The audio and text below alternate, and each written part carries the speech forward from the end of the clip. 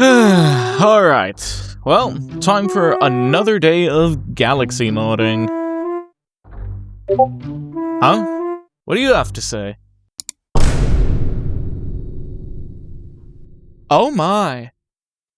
Hello everyone, Super Hackio here, and it was recently brought to my attention by Master Luma, as you saw just a second ago.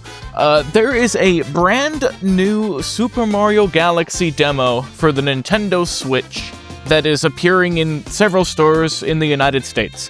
It could also be here in Canada. I unfortunately did not have the ability to go and check my local Best Buy. Thankfully, Master Luma and also Galaxy Master were willing to go to their local Targets to get me some photos and videos. And what they brought back was quite interesting, to say the least. Okay, so the first thing of these demos, aside from them being the usual timed demo that you find on the Nintendo Switch Quest units, I believe that's what they're called, the Galaxy demo has the Nintendo Switch 2 startup logo instead of the Nintendo Switch startup logo. I'm putting a comparison for that on screen now. As you can see, my version here at home on my Nintendo Switch 2 still says Nintendo Switch and not Nintendo Switch 2. And as we're about to see, there's definitely a reason for that. Alright, so you boot up the demo for either Galaxy 1 and Galaxy 2 and you're brought to the title screen. Whoop-de-doo, big surprise. Of course it brings you to the title screen. But aside from the music player, which is just completely unchanged from what you actually get when you purchase the game, getting past the logo brings you to a completely new menu. Now this made me freak out.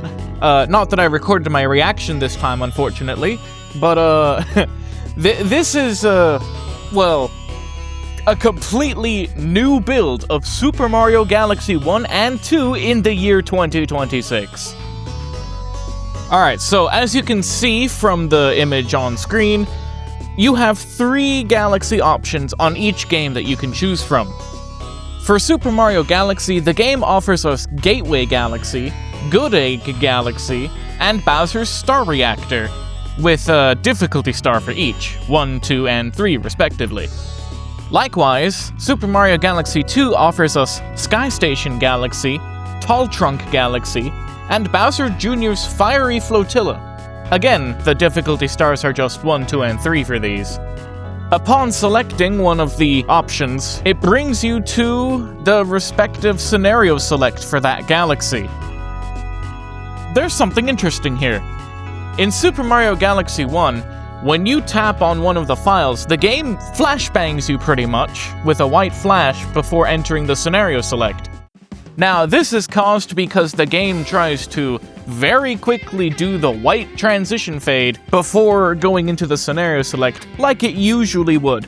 However, in Super Mario Galaxy 2, this does not happen. The transition is correct and does not flashbang you. Obviously, you would never see this in normal gameplay, as there is no situation where you go from the title screen to the scenario select. It's interesting that they prevented it for Galaxy 2, but not Galaxy 1. After the scenario select, it brings you to the level that you selected. Wow, amazing. The level select brings you into the level. Who would have thought? And unfortunately, the levels themselves are just completely unchanged. They didn't even fix the overbloomin' Tall Trunk. Can you believe it? However, after beating all of these stages, you're brought back to the main hub world of the respective game, being either the Observatory or Starship Mario, and you can just keep playing. Now, I asked Galaxy Master to get me some footage of the Galaxy 1 records. You know, the coin counts and best race times. And, well, these are, low, to say the least.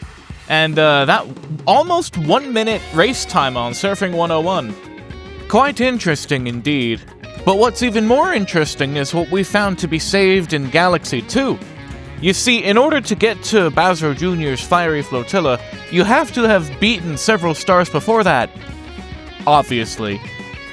So, if we go back to these levels after arriving at Starship Mario, and we go to the scenario select of, let's say, Yoshi Star, there's no best times. There's just no best times at all. This ultimately doesn't mean much, but I thought I'd mention it anyway. There's also this, explanation text that shows up whenever you stand still. I have no idea why, but it's there. I guess they felt the need for that to be here all the time, no matter what, for the demo in case you stopped moving after reading it once and forgot how to play, I guess. I don't know. Kinda weird. And so that's the demo. You launch the game into a certain point and just go from there for 10 minutes. It's not particularly exciting because there's nothing else that's interesting about this aside from the file select. The file select is the main interesting thing here. Now, unfortunately, as it is a Switch 2 demo, there is no way that we can dump it, even if we did get our hands on it. Which is really unfortunate, because I would love to look inside the files for this, to see if there's anything that they left in by accident, like debug symbols or so. I know that that's extremely rare, especially these days, but even Bowser's Fury had debug symbols in its kiosk, so who knows? I wish someone could get their hands on one of these units and keep the build around until we do get Switch 2 hacked, assuming that it ever does. Based on what I know, it ain't looking too good. But I also don't actively follow the Switch 2 modding attempts, so maybe I'm wrong, who knows? Pretty much this just boils down to me wanting to point out that there's a completely new Galaxy build in our current year, which I never thought would happen. Unfortunately, as we can't access the files, we have no idea if there's any leftover beta content in these, which sucks because I would have liked to include them in my upcoming Super Mario Galaxy beta content video, but I digress. Well, that's all the time I've got. I gotta get back to working on the Luma's Workshop 9th competition mod. I hope you found this video about these two demos interesting, and I'll see ya next time.